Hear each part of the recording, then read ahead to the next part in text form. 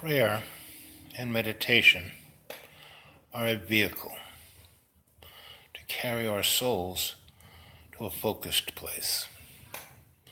And in every day and every way, we take our piece of our love and make it stronger. It's not quite 7 p.m.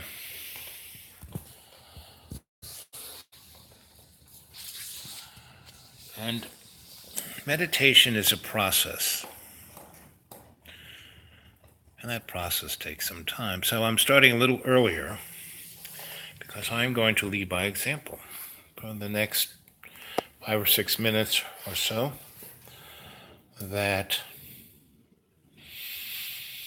before 7 p.m., I'm going to meditate and be the example.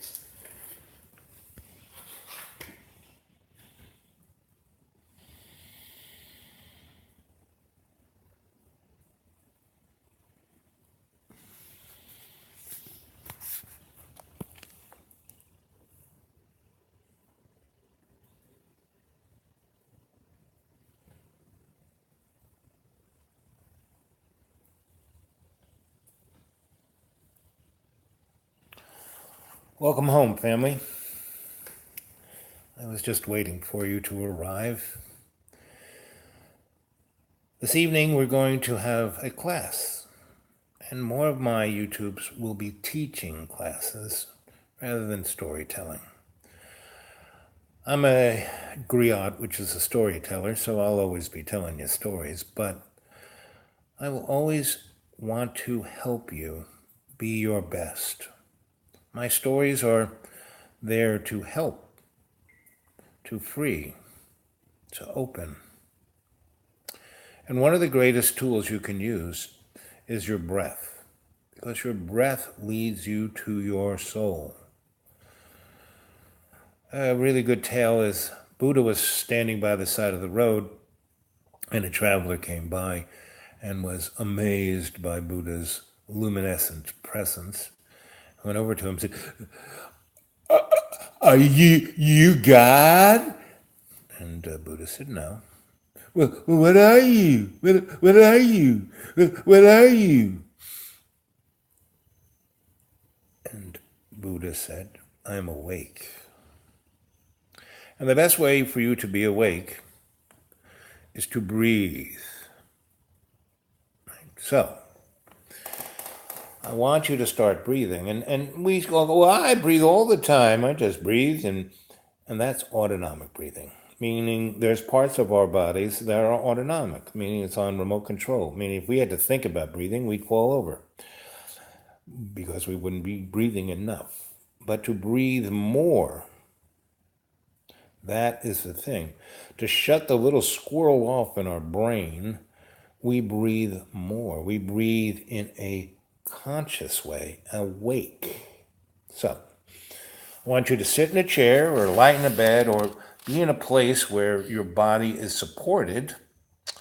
And I want you to sit in a way where your feet and arms and legs and everything, nothing is crossed, right? Your arms are, so you'd be basically, if you were in a chair like I am, you'd be with your feet on the ground, your legs not crossed, and your hands like this, right? The other one like that, both together. And then you sit with your back straight and you breathe. Right about there is where the edge of your autonomic breath is. But to breathe more than that, you have to take your conscious mind and put all your effort to fill your lungs with breath. And then you breathe it out. And you breathe out even more than you normally do. You empty your lungs.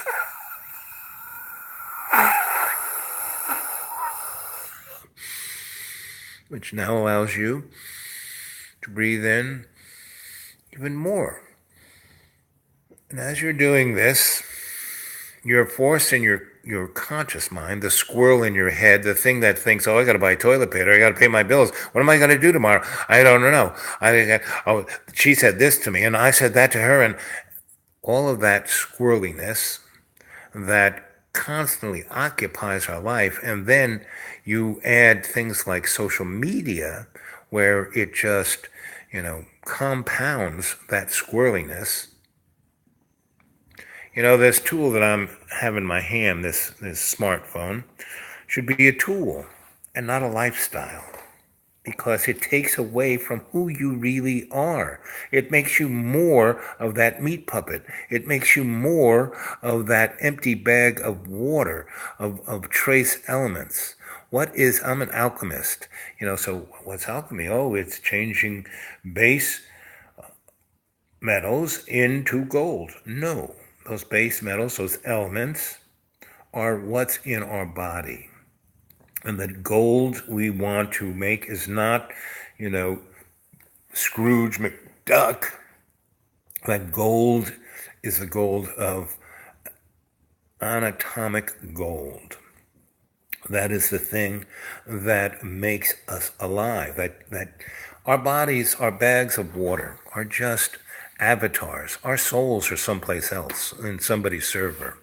And that connection of that anatomic gold we have a little gold thread that comes out of the top of our head and goes up to our Akashic record. And that is the record of everything we are. See, we experience life in a linear kind of way, and it's not. It's a circle. And not only is it a circle, it's a circle that happens like that. From the Big Bang to the end of time, it's all in the same place. So all our past lives, all who we are, is in that moment.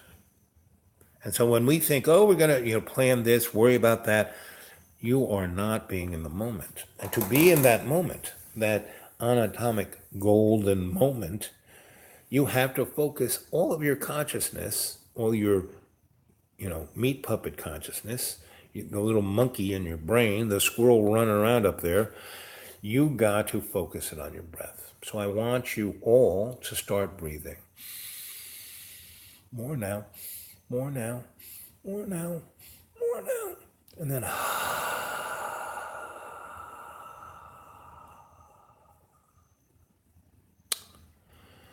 so you do that without me having to do this for you. But you focus on that. That's your job. I'm going to give you a guided meditation into your Akashic record.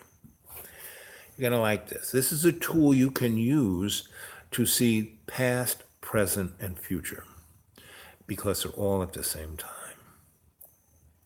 So you're breathing deep. Your conscious mind is totally focused on your breath. You're closing your eyes and you're breathing in deep. And as you breathe in deep, you are breathing in the prana and chi. That is the power force of what makes anatomic gold. You, your soul. And it connects all the fibers of existence, of co-creation.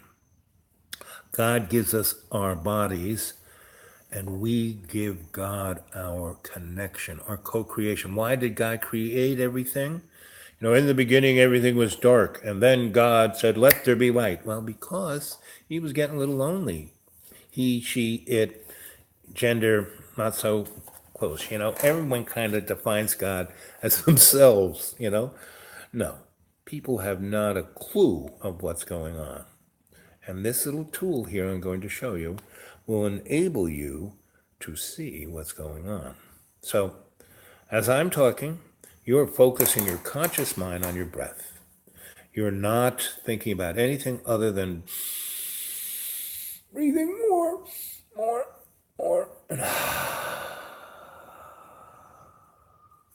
And as I said, breathing like that brings the prana and chi, which are photonic energy, light of every spectrum. So you're breathing in that light. You're breathing in that prana and chi. You're breathing it into your lungs. And there are these little cilia in little sacs in your lungs. And they get energized. Your body is an electrochemical device. And the thing that charges you up is that prana and chi. So you are breathing. And your conscious mind is now totally focused on your breath. I'm going to count from 1 to 3, and as I do, you're going to go deeper and deeper and deeper into a conscious state of mind, spirit, and body. You will be all one. There will be no separation. There will be no other. You will feel the connection. There's only one race, human. And we are all our relations, meaning every animal, every cell, every fiber of the universe, we're all related.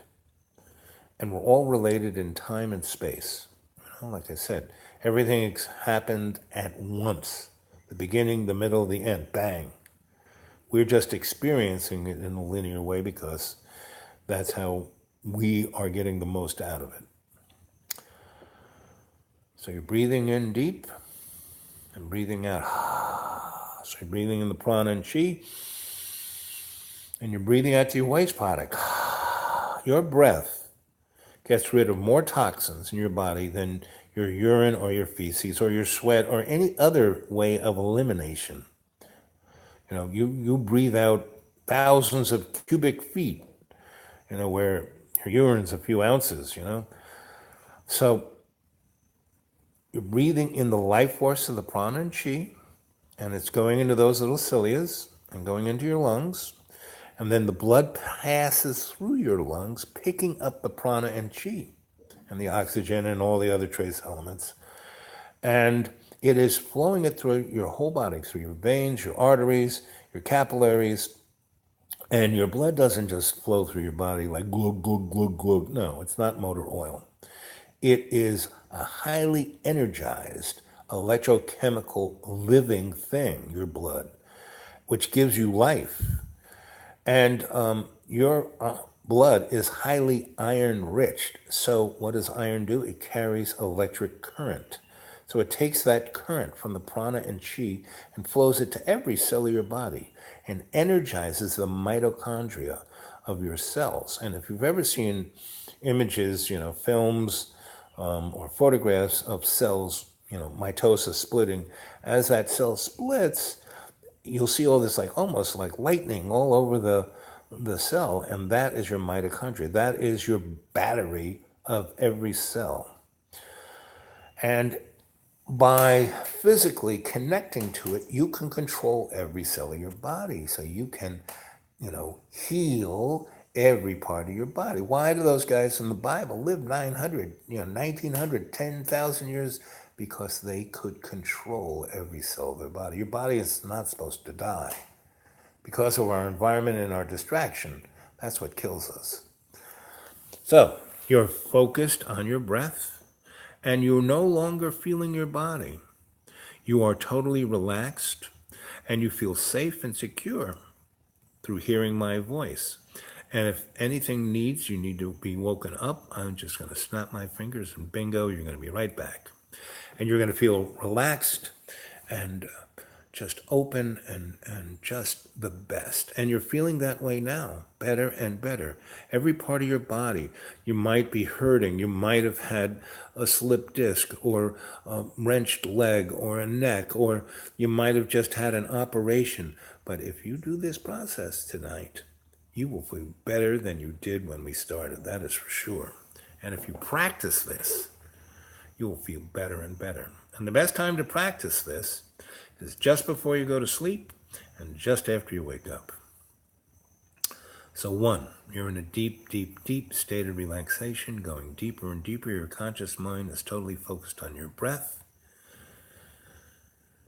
You're letting all of the worries, all the anxieties, all the fears, all the disconnects of the day disappear because they don't exist. They're an illusion. The only thing that exists is love.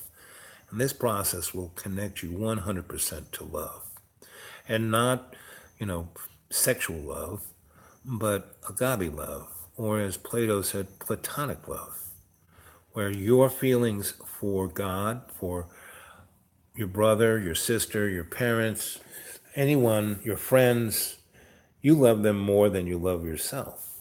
And this is another part of the process of healing, because you forgive.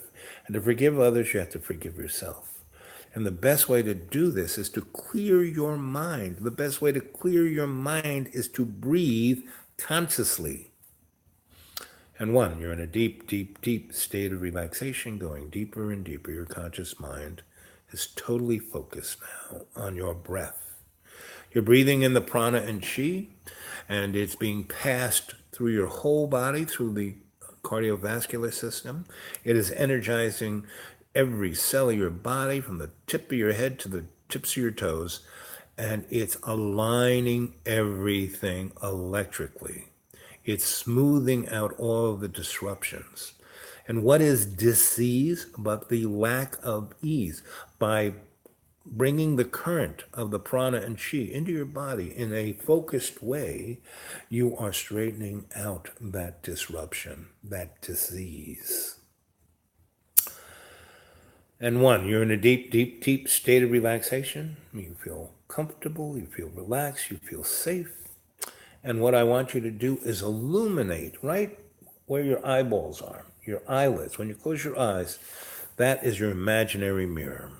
And when you go to sleep, that's why you have REM sleep. Your eyes are all over the place because they are seeing the dream on your eyelids, on your imaginary mirror. So I want you to see the illumination of the prana and chi in your imaginary mirror.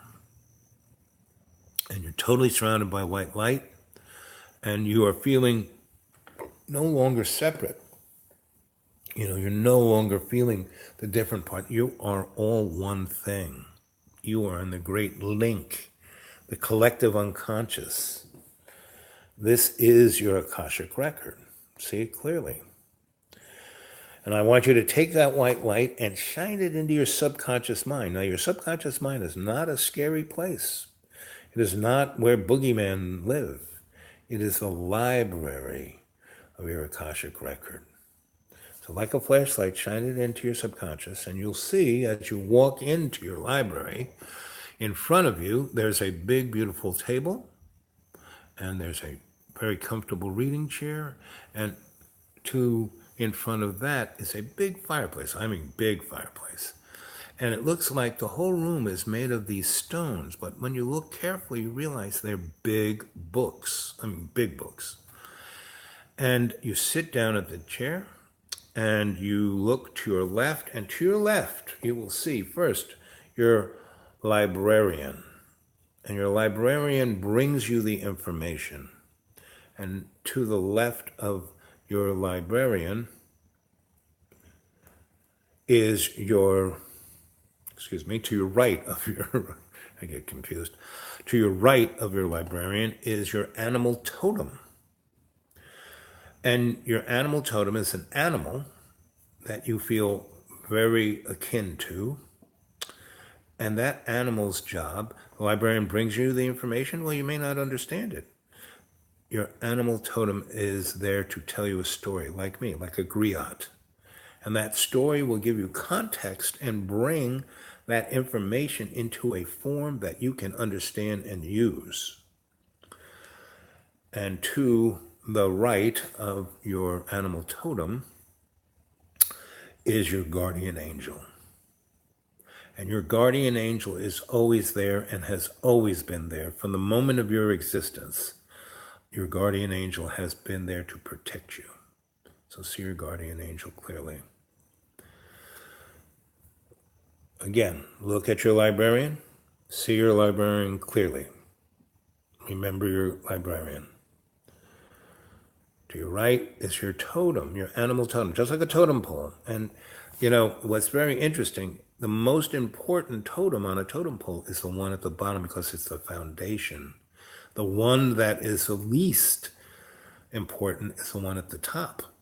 So when you lowest man of the totem pole, well, that's the most important guy. He's holding everything up. She's holding everything up. And your guardian angel is there in a magnificent way to always have your back. So see this clearly. Now your librarian brings you your Akashic record, big book, The best way I can describe it is, those gigantic big dictionaries they have that weigh like 40 pounds? That's your Akashic record. And your librarian puts it on the table in front of you. The light from above is illuminating it very clearly. And big, heavy, leather bound, and the pages are gilded in gold, and the filigree is gold. And you take the cover and you open it up, and you start leafing through the pages, and they're like onion skins. I mean, there are so many pages in your Akashic record. And as you look at them, at first glance, it looks like every page is blank. But when you open it up, so it's 2 pages facing you, there's a screen there, just like your computer screen, just like your smartphone, just like your TV. But it's interactive to you. You're no keyboard. And around the big screen are 24 little screens. So as the information comes up on the big screen, the little screens are there to give you perspective from different angles, right? And 24 is a sacred number. And I want you to see on the 24th screen what that sacred number means. Now, I told you the story of or at least part of the story, of the Irish crone. And I told you about being in the library at Trinity, the really special library, where you had to wear a mask and gloves, and the librarian brought you the book. You didn't just go to the shelf, they brought it to you. And I was looking for a key to break the code of that book, of that text. And that's when the crone saw me doing this before I saw her, and she said, this boy, he's a moron, but he's smart enough to look for that. So he's an adept. She said that to me when we were driving out of Dublin. She was describing who I was and why she was going to waste her time with me. And she goes, you're an adept. Everyone is, but you actually are trying. You are, not the monkey, ugly bag of water, meat puppet that everybody else is. You're innocent, you're naive, and you believe everything, but you go and try to ferret out what the truth is. You don't jump to an opinion. And that's what you need to do. And that's what the Akashic record will help you do. That is the beauty of this tool. It's an organic thing. It's part of you. It's always been there. That's part of why you feel deja vu. That's why you have certain synchronistic moments. It's because you're connected to this book, which is connected to everything and everyone and all your relations. And 2, you're in a deep, deep, deep state of relaxation. Your conscious mind is totally focused on your breath. You're no longer wherever you think you are. You're in your library. You're sitting at your reading table. Your Akashic records in front of you. So on the blank big screen with the 24 little screens around it, I want you to see your first incarnation, not human. Whatever you came into this universe as, a speck of dust, a snowflake, whatever. I want you to see that, because that will give you a sense, realization of all your relations, how everybody is connected. There is no other. In the Bible, it says, don't cheat, don't lie, don't steal, those 10 commandments. But those 10 commandments were given to the tribe of the Israel, of the Hebrew, not even the Israel, the Hebrew. But everybody else was an infidel. So you could kill them, lie to them, cheat to them, do whatever you wanted, because they were the other. And that's how religion as a business plan controls people, because they split everybody up. Where we are not split up, we are the human race, and all our relations, we are connected to everything. So see that clearly. So see your first incarnation, see what you were, and as you can run your fingers across the gold leaf of the pages, and it's like a mouse. So you can go up and down your incarnations. So I want you to just kind of, take it slow and go from bing, bing, bing, bing, bing, bing, bing, bing, bing, and look at the different things you were, what animals, see all that. And when you come to where you are the first human being, I want you to stop. And I want you to see yourself being that cell doing mitosis. I want you to see where your parents of that point, their sperm and the ovum came together, and bingo, the first split, which is where you first started. And see the energy of the mitochondria and the mitosis, and see the connection. Because in the use of the energy of the light of the photons that cause that life force to begin is where your soul is. And you'll see the metaphor of the server, and that little cell is just a bag of water. See it clearly. And see yourself gestating as a embryo and then a fetus, and feel all the connection between your mother and you, how you're inside of her, and feel the connection of your father, because he's there, and the folk around. And then you're born, and see that first connection, and your first placement on your mother's breasts, and your first breath, and your first taking a substance from your mother, and feeling everyone's love around you. See it clearly. And 2, you're in a deep, deep, deep, deep state of relaxation, going deeper and deeper. Your conscious mind is totally focused on your breath. And you are now a baby, and now a child, and now an adolescent. And all through that first human life, there are all these forks in the road where you could have been this or that. And it's setting down patterns. And that's all human beings within this context of the bag of water. We're just a number of patterns.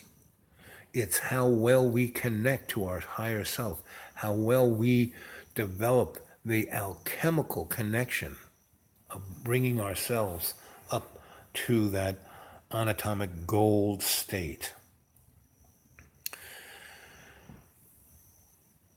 And 2, you're in a deep, deep, deep state of relaxation. Your conscious mind is totally focused on your breath. You're cleansing and cleaning every cell of your body through your breath. The prana and chi are going through you, and you are illuminating yourself. You have illuminated your imaginary mirror, and you've taken that light into your library. You have met your librarian, your animal totem, and your guardian angel. And now I want you to go to the next life, and the next life. And there is no time in your library. You can take years in your library. You can go through every experience, and it'd only be a second here. Now, why I say the best time to practice this is when you go to sleep and when you wake up, is that you can use your Akashic record to clear yourself, cleanse yourself, right? So you had a terrible day, people said terrible things, people cut you off driving, you lost your job, whatever. You can take those anxieties, those fears, and you can put them in your Akashic record. You can take them out of your bag of water. So you no longer have to relate to these feelings chemically. You don't have to let your hormones get the better of you. You can take these feelings and put them in your Akashic record. So I want you to take the worst thing, your biggest fear, the thing that makes you miserable, the thing that gives you anxiety, and put it in that book. And then take your hand and close the cover. Boom! And now that feeling of anxiety, of fear, of inadequacy is no longer inside you. And therefore, you're no longer transmitting those things through the server back to your soul. So you're no longer punishing yourself. You're no longer causing disease. You're no longer out of balance. Now, I want you to open the book up, and that angst, that fear, that anxiety is in the book. But now you can look at it with perspective because it's no longer in you. It's in the book. You can go, oh, look at that. It's just like when you read a book. You read it and you get whatever you get out of it. But in this book, you're connected to it in your anatomic golden self. And those 24 little screens around the big screen will fill in any kind of perspective you need. And if it still doesn't make sense, you ask your animal totem, hey, so what does this mean? And your animal totem will tell you a story. And within the context of that story, you will get a perspective through metaphor that you will understand. Right? So I want you to see that angst, anxiety, fear, right? Look at the 24 screens. Get the perspective, right? Mm-hmm. Then, even if you think you know what it means, I want you to ask your animal totem and seriously look at your animal totem and see what your animal totem really is, right? See it clearly. And now your animal totem will tell you a story that will give you clear resolution of what that fear was about, why it happened, what went down, what were you supposed to learn, how it's going to make you better, because that's what life's about. Not, life sucks and then you die. No, it's about, this is a sandbox and you're here to learn. You find your animal totem because you're sitting you're in your library, right? And you're sitting at your reading table, and to your left, first there is your librarian. I want you to see your librarian clearly. See it clearly.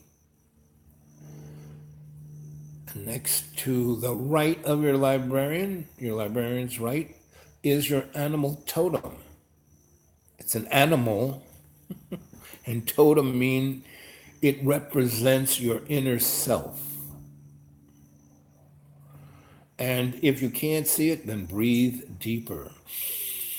Because if you can't see something, it only means you're being distracted by your monkey mind. And the only way you can shut your monkey mind up is by breathing consciously. And to breathe 20% more than you normally do, you have to let go of the monkey mind, the meat puppet body, and the sack of water that you are.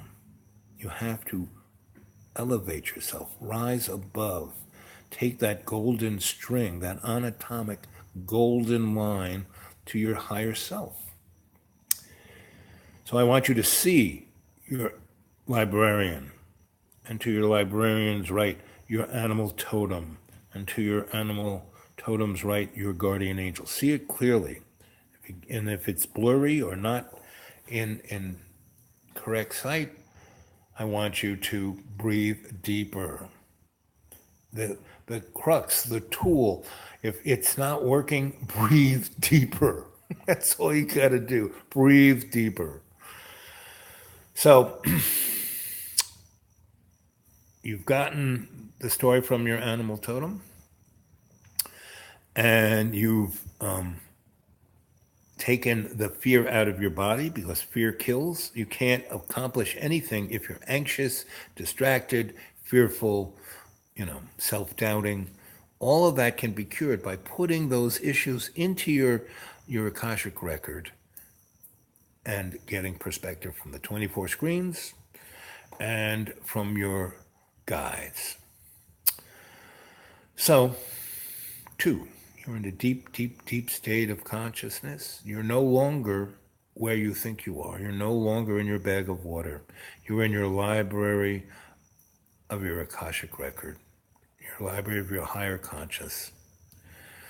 And when you practice this, so at night, before you go to bed, you kind of take all your fears, anxieties, put it in the book, boom. Now you can, a lot of times you have an argument with somebody and you can't even go to sleep. You just think about that all the time and right. But you can put in the book, boom, you can sleep like a baby. Not only that, you can tell yourself, I want to dream about this, that, or the other thing. Work out a certain problem. Back in the day when I was a scholar and I had a problem, I couldn't find the right connection, the right key, the right anything, I would go into my Akashic record and go to my book and look for it. And the answer was always there. Just like when I would lose something, I would always say, Tony, Tony, come around. Something's lost, got to be found. And what that did, it distracted my monkey mind, which allowed my higher consciousness to say, oh, yeah, I remember I put it in the car. Oh, yeah, I put it in that drawer. Oh, yeah. But to make your life simpler, mine anyway, I always do those. I put my keys in the same place, the wallet in the same place, those kind of things, so I don't have to think about them. Don't have to distract. I try to lessen the distraction of my life, right? I don't want to think about some frivolous thing like, ooh, what am I getting from Amazon? Ooh, what's on TV? Ooh, I live in a place that has no internet, no telephone, no electricity, no, I'm in a sawtooth mountain range, so it cuts out the radio waves. I only get 2 really radio channels, no TV signals whatsoever. So I have no distractions, I just sit amongst the beauty. I mean, if you watch some of the YouTubes, that's where I'm at. And again, I offer the invitation for any of you folk who are serious, who want to be an adept, who want to learn how to, not be the bag of water, but to alchemically change themselves into their anatomic golden self. So anyway, I want you to go back and look at past lives. Again, put your hand on the gold leaf and run it up and down and see what it is, right? And all the time, if you have any problems with any of this, breathe deeper. And again, practice makes perfect, So you put your fears away in the book. You think about what you want to dream. And then you also think about how you want to carry on the next day, right? And you'll dream about that, right? And in my work, I would dream about what I had to do the next day. And I would see it in my mind's eye, how it would go. And so when I was an electrician and I, wired some very complicated things, like nuclear reactors and factories and discotheques and, some, radio stations, recording studios, not, just your house or a plug, I did some, and I would visualize that the day before I had to do it. Maybe I knew what I had to do the next day and I would visualize it and dream about it. And so when I went to do it, it would work out perfect every time. No matter what obstacle would come up, I would have dreamt about it and seen it and be prepared. I would see where to park my truck in New York City. I'd always have a parking spot like right near where I had to go. And you can run your life this way.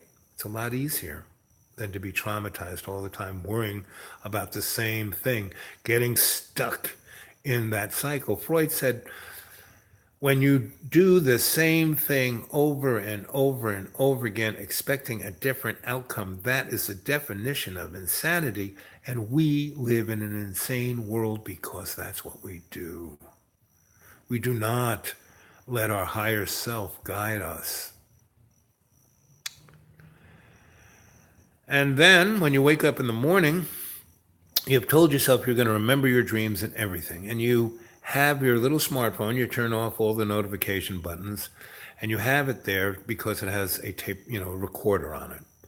And you reach, you turn it on, you hit the record button, and before your feet hit the ground, before you get out of bed, you go, wow, I had a dream about blah, blah, blah, blah, blah. And your subconscious is wired straight to your mouth, and everything will go down on that tape recorder. And now it'll be on a medium that you can go back at a better time and listen to it. And that's when you write it down. Because when we went to school and we took notes, it wasn't to remember, it was to understand. It's called a gestalt, a lightning understanding. So we go to that place and we listen to our dreams, and then we speak them, and we get them recorded on a device that we can go back to and listen to. And like I said, when you do this, when you kind of cue yourself and say, wow, I had this dream about, and then you just spit it out of your mouth onto the recorder, things you don't even remember will go on there. And then you can go back and listen to them. And you can stop, you go back, go forward, and you write it down and you go, wow, that's what that was about. And if there's any issues about that, and this is why you then, after you got on a recorder, you then go into meditation, or as I call it, state. Again, you're still in bed,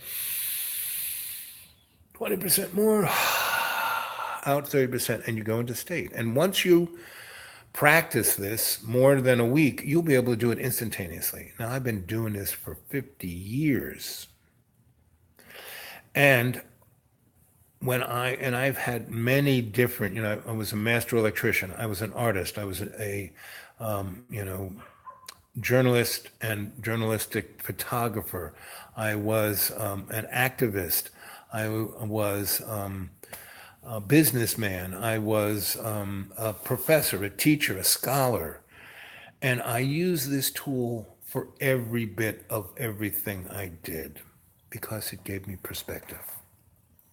It took me out of fear's path. I never had any anxiety.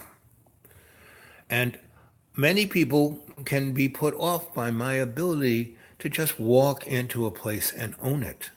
They say that I am disrespecting their boundaries, but there are none because we are all one.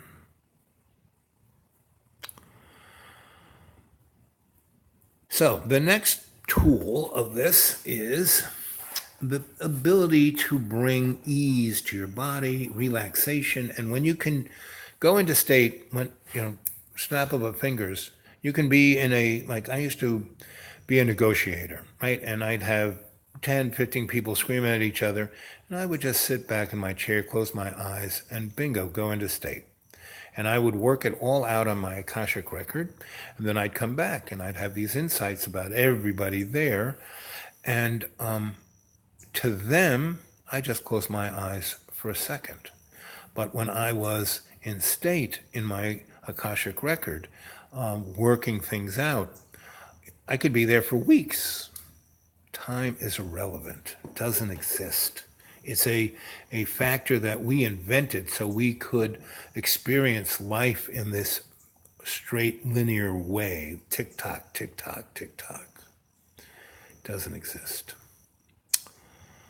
2, you're in a deep, deep, deep state of relaxation, going deeper and deeper. Your conscious mind is totally focused on your breath. So you've learned or experienced or been given the ability to try and do this, And as Yoda says, don't try, do. Just keep doing it. Do it, do it, do it. How did I learn how to use YouTube? No one, John wouldn't show me. Nobody would show me. I just, as the kid said, I just kept pushing buttons. And now I can kind of do it. So that's what you need to do within the dynamic of your Akashic record. But I'm going to show you something else that's quite interesting. So there you are. You are you're in your library. You're sitting down. I want you to get up and stretch your arms, not physically, in the library, right? In state. You're still sitting. Your body, your bag of water is still in the chair, in bed, wherever you are, but you're not there. You're in your library. And you walk over and you warm yourself in the fireplace. And the fireplace, that fire is the eternal flame, right? And all those big bricks, stones, those are Akashic records of all your relations. See it clearly. And then you turn to your right from the fireplace, and there's a doorway that you didn't quite notice, and you walk into that doorway. Through the doorway, and there's a railing, and it's steps that go up, and then you're on a bridge, and you're walking across. And when you're at the top of the bridge, you look up, and you see you are surrounded by all the multi-universes of existence. And you can see from one end to the other, the Big Bang, things going on, the end of time. And you may get confused because it isn't linear. It's kind of all there. So just take it in. And now look down. And what you will see is your sanctuary of your own choosing. So I want you all to look down and see your sanctuary of your own choosing. See what it is. It can be anything. Now I'm not going to say what it could be because I want your spirit self to pick your own sanctuary. And that sanctuary is where love, which is God. God is just a made-up word. The only true reality is love. Everything else is an illusion. And in your sanctuary is where you will exist as you already do, with love's totality of unconditional forgiveness, beauty, and grace. The only reason why humanity still exists is because we are beautiful, we are graceful, we are forgiving, we are love. If we were the evil thing that we think we are, we'd be toast, but we're not. And the more you think of yourself as an evil thing, the more you try to get over, the more sorrowfully, terribly disappointed your life is going to be. That the person who says life sucks and then you die, they aren't looking at the better side of their golden self. They will, meaning we have all eternity to get there. There is no hell but the hell that we make. And the heaven is the heaven we make. But love is the only thing that truly exists. So we're at the top of the bridge. Above us is all of existence in every parallel universe there is. And down below is our sanctuary of our own choosing, where God and love, that God that is love, is there for us. See it clearly. Now we're walking down. We're walking off the bridge where our hand is still on the rail and our foot is just about to touch our sanctuary of our own choosing. And when our foot does, it is almost orgasmic. We have a sense of freedom, of love, of, it doesn't exist in our meat puppet existence. It kind of does in art. It kind of does in anything that's co-creation. And so see that clearly. See that co-creation clearly. And walk into your sanctuary and take a good look around and feel love's presence. And now I want you to take a 3-week vacation right now with love. You go bowling, watch movies, play golf, skiing, parasailing, whatever you want to do on your vacation with love's beauty's grace. Go off and do it. And I will be quiet for the moment, and that will be 3 weeks of experience.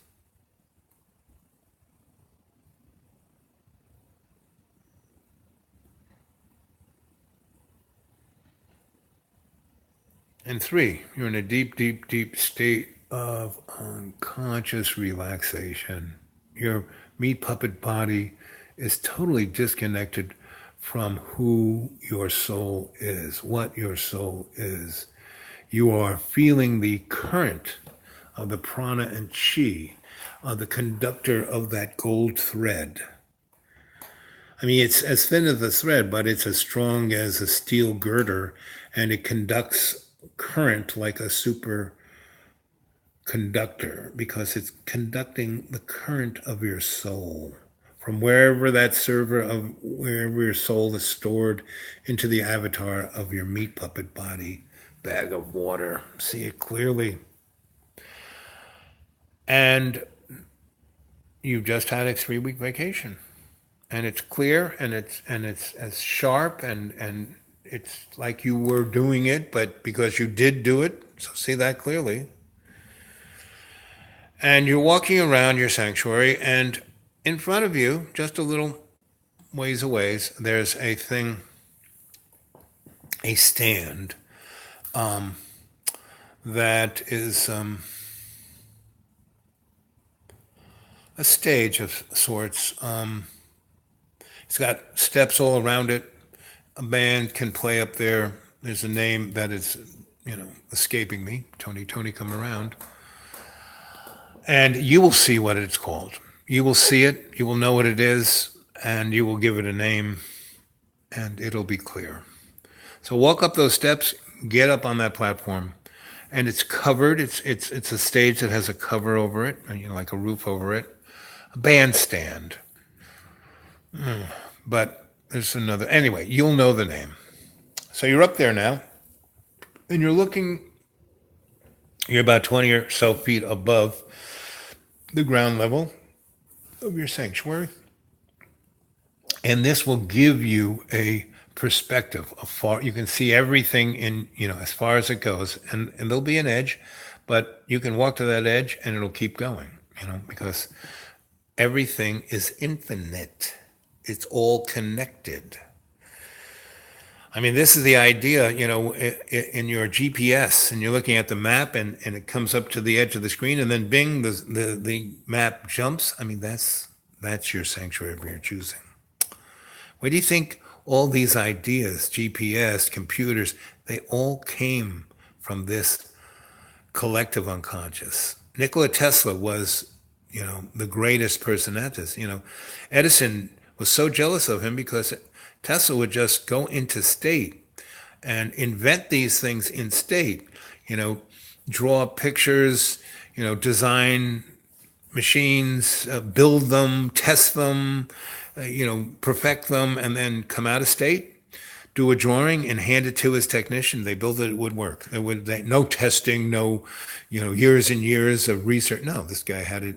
He was totally connected. Einstein was the same way. So was Hawking's. All the greats were connected this way. So I want you to see this clearly. I want you to put all of this in perspective so you can take this back with you and practice it, because practice makes perfect. The next time I'm at a place like this that has really good Wi-Fi, I will do another live chat like this.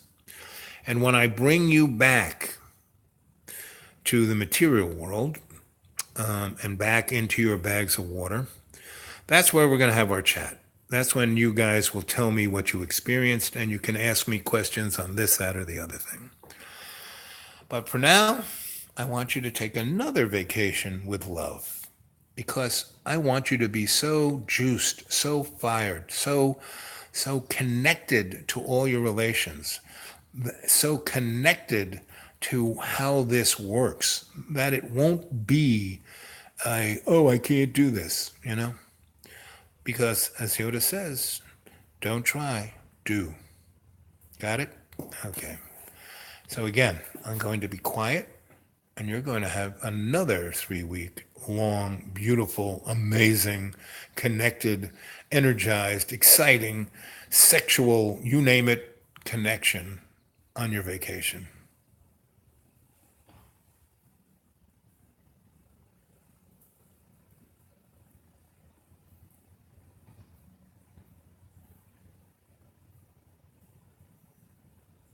And 3, you're in your sanctuary of your own choosing. Your conscious mind is totally focused on your breath. You're no longer connected to your material self. You are in your spiritual self. You are connected through your monotonic golden wire to where your soul is. And you have let go of all the fear and anxiety, and you no longer have any doubt in yourself. And every time you feel fear, anxiety, and doubt, all you have to do is go to your Akashic record and put things into perspective. That's why you got those 24 little screens there, along with the big one. So see it clearly. Right? Now I'm going to count from 3 to 1, and when I say 1 for the last time, I'm going to snap my fingers and you'll be right back here. So 3, you're in your sanctuary of your own choosing. You're walking towards the bridge. Your hand is on the rail, your foot goes on the footstep, and you go up, and you're now at the top of the bridge, and I want you to take a really good look at your sanctuary. Remember it, see it, you're there. You can always go there. All you got to do is close your eyes, bingo, you're there. See what it was. Look up and see the whole, from the from the dark, to the explosion of brightness, to the cooling off of that brightness, back to the dark. See it clearly. And 2, you're walking off the bridge and you're walking into your library, you're walking towards your guides, and in front of you, to your right, first is your librarian, and then your animal totem in the middle, and then your guardian angel. So face your librarian, give a bow, close your eyes, thank your librarian for the love and grace and charity that your librarian will always have for you. And you slightly move to the left and face straight ahead to your animal totem. Look straight in your animal totem's eyes and go from the top of the animal totem's head or top of whatever shape that your animal totem is in, from the top all the way down, and see from all the way up, all the way down, and see what your animal totem is. Feel, because you're looking through the eyes of your animal totem, the soul. Again, a slight bow and thank for the grace, charity, and love that your own animal totem has shared with you. And one last thing, as you're looking into your animal totem's eye, you will go back up to that platform, because that platform also, other than giving perspective, gives you the ability to ask a question. And I want you to ask that question that you always, what's the meaning of life, whatever, whatever that question you have. And then turn around and you will see a person, thing, but a entity, a conscious entity, another entity with a soul that will have the answer. And you look straight at it, and it will communicate the answer to your question. So think of a question, get it good, and turn towards 180, open your eyes, and there you'll get the answer. And again, your animal totem is like, we just jumped from, from one part of space-time, bing, your animal totem's eyes can take you anywhere, right? And also, your animal totem will tell you the correct name, for you anyway, what to call that bandstand, the elevated platform with a roof over it. Anyway, and then you turn towards your guardian angel. And your guardian angel is the essence of love's protection. When you look at your angel, you feel totally safe. You feel totally loved. You feel totally like you've never felt before. Now, you feel that same way with your librarian, your animal totem, but more so with your guardian angel. See it clearly. And 3, 2, 1, you're back here now. So what questions you got? This is a chat. Say something. Come on, wake up. Talk to me.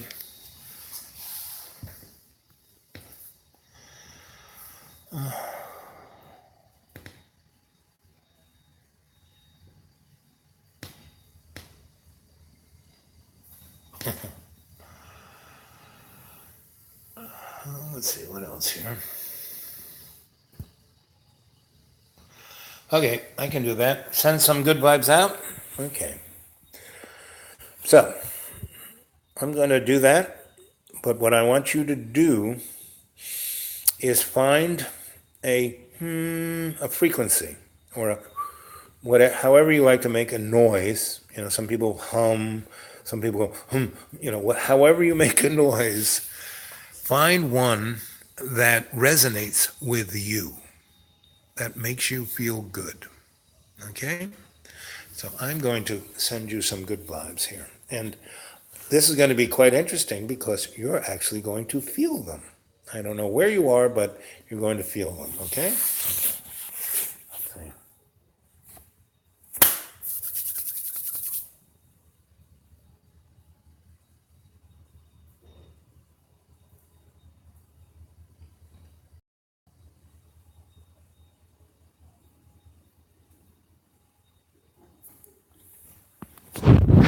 Did you guys feel that?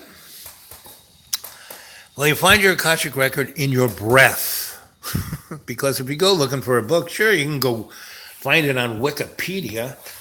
But it's an illusion. You got to realize everything in the material world is an illusion. So whatever you get from a book or the internet is just secondhand. Got it? So your breath, breathe. Focus your conscious mind on your breath. Energize yourself with the prana and chi. Now I'm going to stick this up on my web, on my YouTube site. So it's going to be there. You can go back to this and go through this over and over and over and over until you get it, right? And when you guys get it, and we do the next live chat, I've told you a few little stories within the context of this lesson. I'm going to give you another lesson of another tool. And these were all, taught to me. I didn't make this stuff up. My teachers brought it to me. Now, when I was 19, I was going to Hofstra University, and I was already working in the theater. But to stay out of Vietnam, a good friend of mine who I worked for at the Vivian Beaumont Theater at Lincoln Center, I was her ME, she got me into Hofstra so I could be in college. And she's the one who sent me to Trinity. She kept sending me places so I didn't end up in Vietnam. So the bottom line was I was at Hofstra and, so the courses, I was a theater major, but I was already doing the job. My teachers were actually jealous of me because they go, why are you even here? I wish I had your job, But so I would study other things, philosophy, physics, you name it, I did it. And mostly where the pretty girls were, right? So that's where I went. So I went to this metaphysical class, which they didn't even call it. This is 1960, 9 or 70, and they didn't even call it metaphysics then. They called it, something else. And I saw this thing on a bulletin board saying, if you want spiritual enlightenment, come to room 314 on Thursday at such and such a time, and you'll see the guru, right? Oh, okay. So I went there, and because there were a bunch of girls looking at the bulletin board going, okay, I guess this will be fun. So I went there, and I always come a little early. I always like to be the first or second or third person before the rest of the pack shows up. I can get the seat I feel comfortable in, and I can watch people come in, right? So I did that, and maybe 10 people were in there. And then this guy strolls in, and he's about 5'4". He's Indian. He's got dark skin. He's Hindu. He's got a turban. He goes, "I'm going to show you the mysteries and power of transcendental meditation." And he goes, "I want you to breathe. I want you to breathe 20% more than you normally do." And he did the same kind of rap that I did. But this guy had the juice, because we all took that first breath together, because we did it with him. And he snapped his fingers, and bingo, we were off to the races. He didn't do the guided meditation. He just shot us into the universe. And we were flying through the parallel universes, seeing all kinds of amazing things that mostly you can only see on a CGI screen. We were seeing in our consciousness. And he was like a tour guide. And like he had a microphone, and the speaker was in our head. And over here is this, and over here is that. And he's like describing all of these spiritual and metaphysical environments and tools. And then all of a sudden I hear some tittering, some little laughter. And he goes, "Oh, no. Don't pay attention to you. You're being distracted. That is the joke of the universe. That is the monkey." See, the monkey in Chinese mythology is the jokester, just like in, Native American, which they hate to be called Native Indigenous folk, they have the trickster, and every indigenous crew has a trickster, a Irish crone, a griot, a librarian, animal totem, guardian angel. These are all, metaphors that are archetypes. We all have, because we're all connected. We may see them culturally different, but they are the same. So he said, "No, don't look at that, don't laugh." And then I heard him say, "Oh, you Americans, you have no ability to concentrate. Your attention span is less than a goldfish." And then my eyes popped open, and I had pissed myself. I was laughing so hard, I had pissed myself. And there were people who had laughed so hard, they shit themselves. And all I saw, and him shaking his head, and I could still hear him go, "Oh, you Americans, you're such a waste of time." And he was walking out the door. And that so affected me, meaning the other people were like, whatever the heck. Me, I said, whoa. And I read everything I could. I went double down. And, forget theater. I joined the Theosophical Society. I joined all these esoteric things, and that's when, I was getting into this, and I was, ignoring everything else that I was studying. And my mentor, Ms. Toolin there, she said, "Al, I have this gig here. I can send you to Ireland to study. And I think that would be good for you. And you won't fail that. That's something you can't fail. And so you won't end up in Vietnam." So I said, "Okay, Marion, that's, go to Ireland? Sure, that sounds great." And so that's how I got to Trinity. And that's where I met the old crone. And it was from that guy.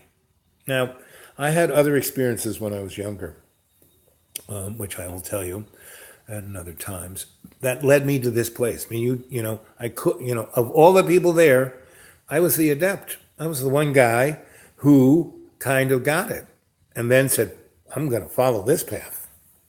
And that's what an adept does. They follow the path. And that's when I, studied meditation at the school there. I started to study martial arts. I studied everything I could that I could control my body, you know.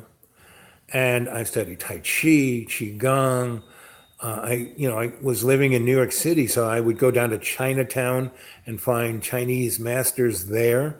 And, and I went up to all the universities that were in New York City and Columbia, NYU.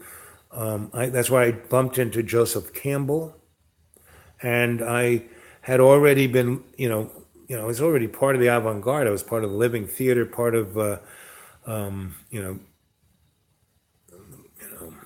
Allen Ginsberg, his roommate. I had all these connections, and those people who had known me for a few years, I was no longer like the kid who was a great, really good theater tech and was fun and interesting and pretty well read and had a lot of experiences already as a teenager for all the other things I did. And they said, "Wow, what happened to you?" I mean, they could see it in me. And these people were adepts themselves. Allen Ginsberg was definitely an adept. He was following a path. And Uta Hagen, and the folks who ran Living Theater, Julian Beck and Judith Molina. All these people were adepts. They were parts of lots of other little communities, and they turned me on to all these things. Brought me down to Weiser's bookstore. That's where I kind of bumped into the Theosophical Society and the U.S. Psychotronic Society and about 5 other entities of that nature that were occult and esoteric in nature. Now, occult and esoteric doesn't mean they're devil worshippers. No. They're adepts pursuing hidden knowledge. So that's your path, kids. You came here, you got a little bit of the juice, but the whole thing is you have to focus on your breath. Every time you feel out of balance, every time you feel disconnected, you need to breathe. Now, John Birmingham is coming down, and he's it'll be interesting to see the mix of what he says and what you've just experienced. So what do you want? I mean, really, what would make you fulfilled? It seems to be from all my philosophical wondering of what it means and working very hard to figure out, is there anything beyond the 5 senses and more than what we perceive and believe to be reality and the limitations of life as we know it. Mm-hmm. I believe that it's basically going through the ups and downs, and no matter how difficult they get, trying to continue being kind to others, no matter how difficult it gets. And then in some cases, but you say that you got to be mean and hard to fight those people who attack you. Are you on your channel? There's a bunch of people commenting. Yeah, I'm on my channel. Okay. What was it that something? I mean, you tell me that your father attacks you. There are mean military people who attack you. That people get in your way, and you can't do what you want. You're the best filmmaker, and yet you've done this for 30 years, and you've gotten nowhere with it. No, I've gotten somewhere. I have 3 finished feature films. I've worked with celebrities. I've gotten somewhere, but for as hard as it is, I would think, gosh, I would expect to have gotten 100 times back. So what causes anxiety in you? Anxiety? Mm-hmm. What do you worry about? I think anxiety all comes from the relationships you have in your life. And maybe there's something missing, like you keep getting a sense of some negative word, and that's somebody in your life that's having a struggle or problem. but I'm not sure if that's 100% what it is. But it seems like maybe it's somebody in your close circle of family or friends or something that has to do with, hi, how's it going? Oh man, I haven't even thought of, like, well, I shaved today. I showered and shaved. Hi, how's it going? I haven't been working out a lot. He's putting the foot thing right up to me. No. Hi, how's it going? No, gosh, please stop. Please. Sorry, stop putting the phone on me. Well, see you later, John.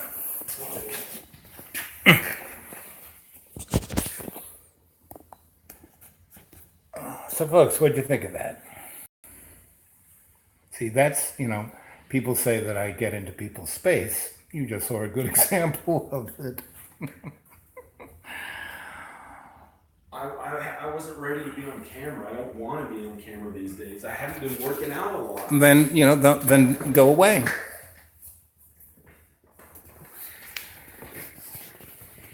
So you don't have to work out, it's... All the Jimmy videos, the videos when we started getting popular, I was just eating a bunch of food. The videos with us getting popular, I had just gotten in the best shape I possibly could have been working out for about a year all the time. Is that the meaning to life, getting the best shape you can? How important? Why is that so important? Because we're creatures of instinct in nature also. Do you really think so? Yes, inherently as living creatures. You don't think we're something else? We're not in heaven. You could be. We can't just always be kind to others all the Why time. Why not? Because we have to keep surviving and staying strong. But the kinder you are, the more you'll be able to survive.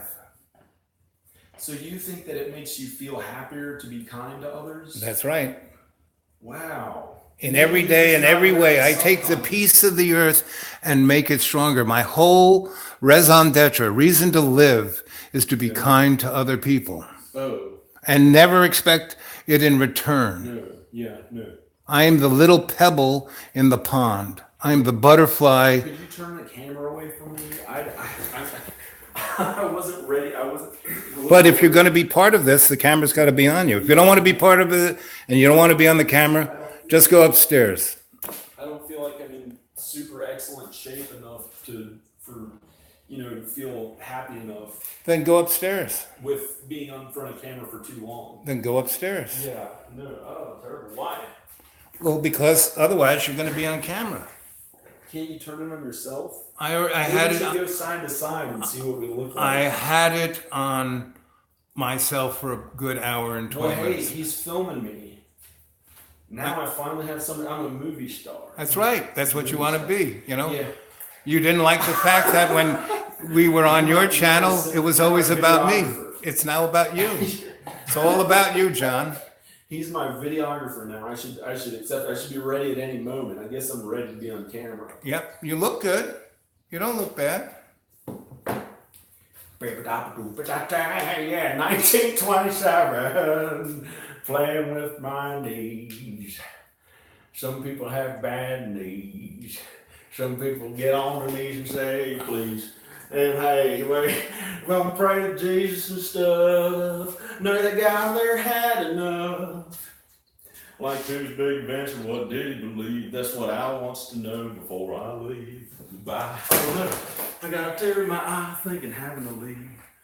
I gotta come back. I hope I don't bereave anyone too soon. So, Make a lady swoon. can anyone tell me their experience?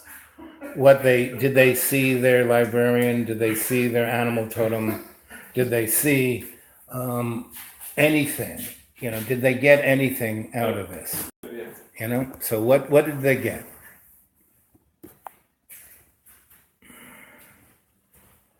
I think it's about kindness to others and not always being so selfish that you take all the good for yourself, or definitely not the kindness of the good. And I think it's not about being the most powerful one who gets to experience all the pleasures on earth, even though that feels happy at some point. What are the pleasures on earth, John?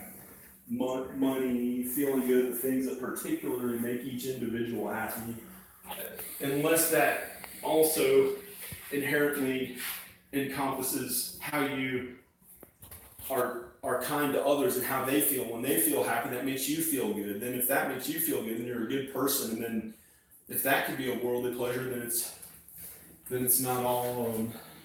Do you think that this material world is an illusion? That you're just a bag of water and your soul? No. That you're an avatar? That you don't really exist in your body? That I'm an avatar and I don't really exist in your body. Your body is just an avatar. You're real. I'm definitely not an avatar that I'm aware of. Oh, you think that we fly spiritually at somewhere out there in the spirit realm or somewhere else, and we're controlling our bodies? That's what an avatar is. Well, it feels like if I have a soul, and I believe I do, it seems like my soul is within this body. It's pretty attached to it, and I'm part of it. It's inside my body, and this seems like me. The things that I see and everything. It seems So, like John, I showed you how to meditate, correct? Yes, you should. Well, I learned it before. I tried to teach it to myself. I watched some videos on it and got tapes or whatever they call it. Not tapes, not actual tapes on it. I wasn't interested in it back when they had tapes. I just liked rock music back then, mostly. But we did it together, correct? Right? What did you experience when we were meditating? What did I experience? Kind of figured out how to make some of my a lot of my problems go away. It's not the most important thing in the world, meditation, but you seem to use it very successfully. You're good at meditation. Well, doing it 50 years, practice makes perfect. And I do it 4 or 5 times a day because I have a lot of issues with pain. And instead of taking OxyContin or morphine or any of those things, I meditate. Yeah, no, those are addictive and bad. Right. And so I meditate. And when I can't stand up, I actually sit down and I meditate. And then the pain goes away. That's how to use YouTube. Akashic record, where do I find out? Again, guys, you breathe. Everything you need to know is in this video. Just go on my channel, play it over and over. Practice makes perfect.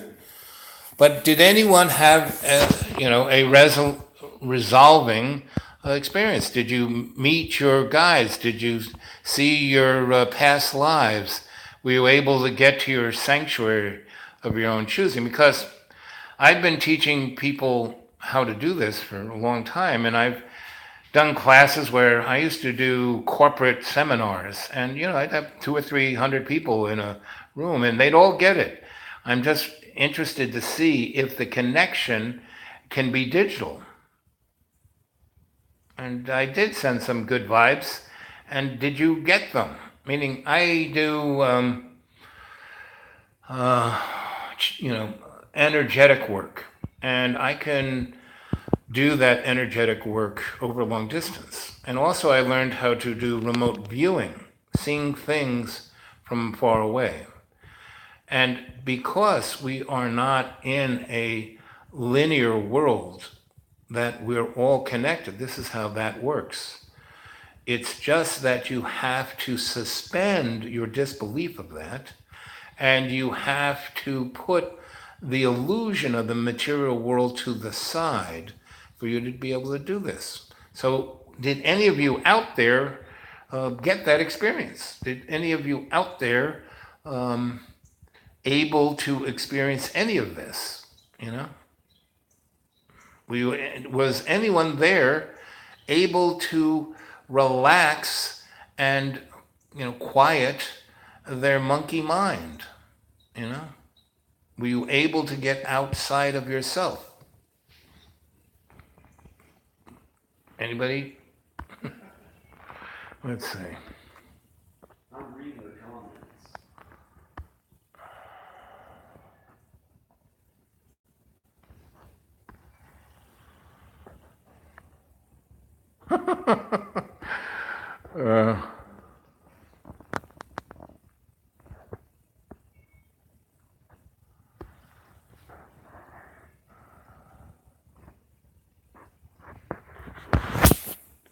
See if I can see myself on camera.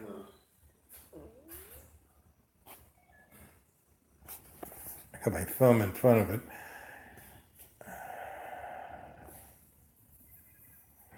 Yeah, that's true. Working out does the same thing because it occupies the monkey mind.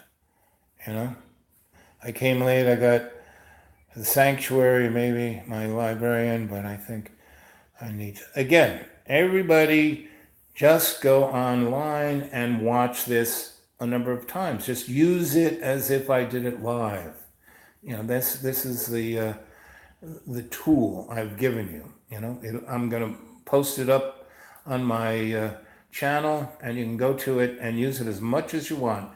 And again, that process of when you go to sleep and putting your issues and problems and fears into the Akashic record so they're no longer in you, that enables you to do this even better. Using the recorder on your phone to record your dreams completely. See, trying to have to write them. Oh, you should write your dreams down. No, you can't do that. It's a different part of your brain. Your subconscious is wired to your mouth, not to this part of your brain that writes things. So, but your ears are connected to that. So when you hear the recording and you write it down, that's when over here you go, wow, that's why that happened. That's why that. So this is something to be practiced. It's not like you are perfect immediately, but the thing is to do it. I just realized something. What did you realize, John? I was questioning whether or not I should even continue doing performing, acting in front of the camera stuff that's in front of the camera that generally I write myself. I was questioning if I should keep doing that or not recently. I was wondering, after 30 years of working at it, is this something I could just do without and still feel happy? So, John, if you were to go into your Akashic record, you would get that answer. I had 3 experiences that made me realize it's an inherent part of my existence. It's a real part of my existence that I need to do in order to feel happy. Other people just don't understand. Then how come you don't do it? How come I've known you a year and a half and you don't really do it? You went to California 4 different times or 3 different times that you had the opportunity. There are theater, there are a number of theater departments and theater things that you could act. You could actually act. Mill Mountain Theater, you could act in that, I'm doing it today. I'm doing it right now. I'm doing it right now in a video. But I realized right now, when I was over there in that other room and you were talking to camera, and I was by myself, and you had this audience, and you were talking to an audience, it made me start feeling really sad. Why is that? Like an inner sadness. Because the camera wasn't on you? Like a little bit, but not right The there. focus wasn't on you? It wasn't all about you? No, it was like I was not only alone, but I wasn't doing the thing that I had worked at so hard for 30 years. Like when I was off camera. It was like and then I remembered back to a video that we did downstairs when I felt the same way. I kept having to be upstairs and you're taking the whole spotlight. I was by myself with no one to love or be close to. And then last night, I noticed this as the years go by. There were these old bands that I used to like growing up. All through high school, starting in junior high, high school, I liked these cool bands like when they were young, Tommy Lee and Nikki Sixx. I wanted to have that hair, that cool long hair that they have, those rock stars. There are other people I looked up to growing up. Jane's Addiction. I wanted to be like Perry Farrell with these giant blue dreadlocks and this cool, he was in shape, and their music was so emotional, it created this sadness, this like 3 Days, their song 3 Days, and some of these other ones that just created this sadness and longing to be in a place that had passed, like in the 80s. Well, I listened to it in the 90s, and then I had that feeling of longing of the 80s. I listened to it. So do you have this experience of longingness and sadness every day when you're not in front of a camera? Over the years, as that 80s stuff, because that's when my dream started, somewhere in the 80s when I saw Michael J. Fox playing a guitar like in Back to the Future on a stage in the 1950s, and he was so cool, and I wanted to be that way, and I just was so, that was the first time I thought that's something I wanted to do. But I think it's maybe like those people who get addicted to it when they do a drug.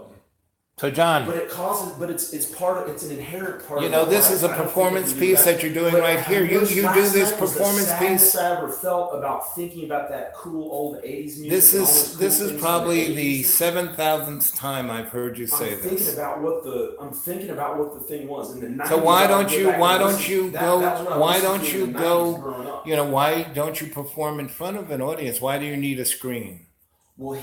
Well, here's the thing. Can I finish the thing I was saying? Last night there was a group, Slash. That was it. That's what caused me to make a live video again. Slash was playing guitar on a stage like I've seen him ever since the 90s. Probably he was doing it in the 80s like he always has done. This huge rock star playing his amazing solos, doing what he's always gotten to do in front of all those people the whole time that I've wanted that dream since the 90s. Playing his cool solo, you know, he's a little older, but he's kind of in shape. You know, he's still Slash, he's cool. He's out there in front of all those people doing his like brilliant, his amazing, whatever he does, guitars is one thing.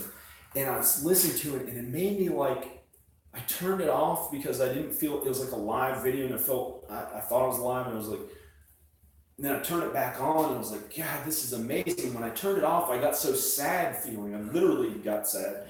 I'm just saying it to promote this live video, but when I turned it off, it was like that inner sadness, that longing feeling of a time gone, but it had been so many years with that longing time gone that it didn't happen yet, that I got like really a sadness, like it was one of the deepest sadnesses that I had felt in my life about it. John, they say, And I said, I tell filmed a John live video to that is just still- breathe. Oh. Just breathe, John. That's why I decided to make the live video on my channel last night. It says not to it was focus. either eat more food and go to sleep early, like on a night when people are enjoying themselves out there, or it was like, you know, stop eating food, just work on that dream, just do that thing that I want to do. And I decided to I think I took a shower, got ready. John, you know how many made a times video you last know how many times I you've didn't told me shave this same thing? And then Exactly just the now I same felt that thing. longing again. And You know I how many realized times you've told me this? I actually really have a need 1,000 to do times. to do the entertainment. You know, for the year and a half that I've Who is this? Corey. You want to hear Corey? no, I don't want to hear Corey. But you said you filmed me when I did one. You want to say talk to me? No, not really. Can I answer it? Yeah, go out of the room. I don't want to hear. I don't want it to be part of your conversation.